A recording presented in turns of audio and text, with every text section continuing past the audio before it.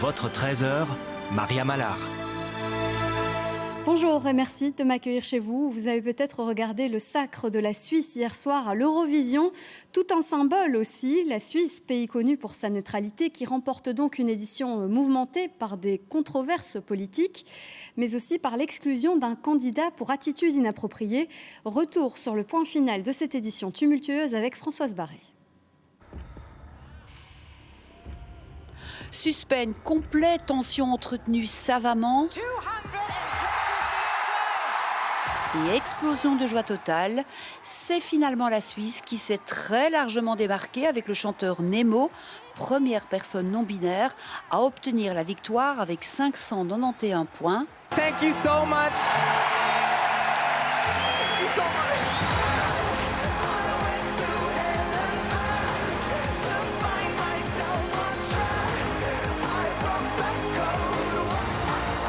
Un show époustouflant, un mélange d'opéra, de rap, de vocalises hallucinantes avec sa jupe pêche et une veste à froufrou.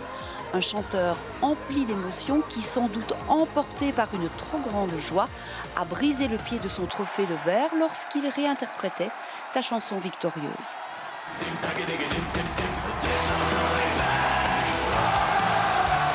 La Croatie arrive sur la deuxième marche du podium avec 547 points.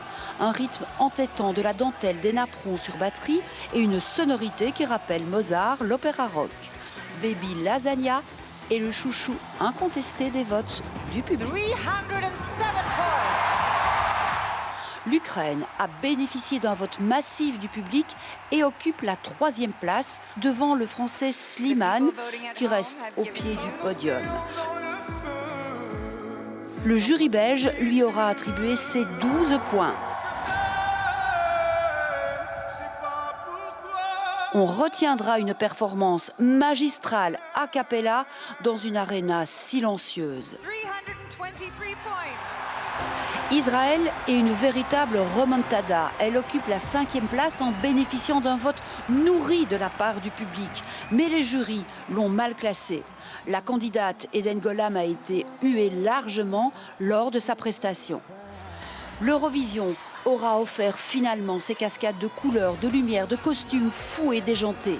La 68e édition se referme complètement épuisée avec, pour la première fois de son histoire, l'exclusion d'un candidat pour conduite inappropriée. Françoise Barré, vous avez réalisé ce reportage. Vous étiez aussi à Malmö pour suivre la délégation belge à l'Eurovision. Vous étiez donc dans les coulisses aussi. Vous avez senti que cette édition était particulièrement tendue? Disons que c'était une édition particulière. D'abord, il y a évidemment eu la malchance de la délégation belge et la non-qualification du chanteur Musti.